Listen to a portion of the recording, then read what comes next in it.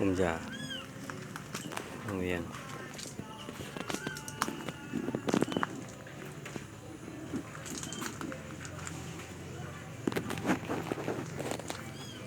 ผมยาผมเพื่ออย่างเนาะแล้วผมก็ทำผมแล้วมันดีอย่างเนาะ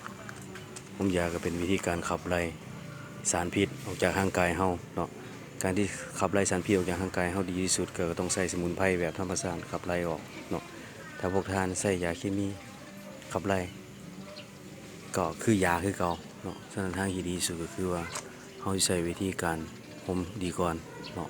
ห่มยานี่เป็นห่มยาพื้นเมืองมาแต่ปู่แต่ย่าเฮาเคยห่มกันมาเนาะเป็นวิธีการขับไล่สารพิษออกจากร่างกายที่ดีที่สุดเนาะหรือว่าบางคนมักความขาวเนาะต้องการขัดผิวเนาะขัดผิว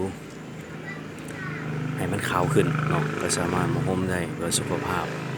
เนาะห่มแล้วก็ใช้วิธีการขัดกันอย่างนำมื้อนี้ค่อนข้างแขกค่อนข้างมาหลายก็มีทั้งต่างประเทศแขกเกาหลีแขกไทย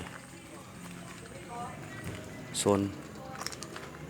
ห่มยาวโดยรวมก็สิประมาณนี้เนาะก็เพื่อสุขภาพมาแหละเนาะขับไล่ออกอะไรก็ได้ให้มันดีขึ้นสำหรับร่างกายเราบางคนก็มาขัดผิวให้มันขาวขึ้น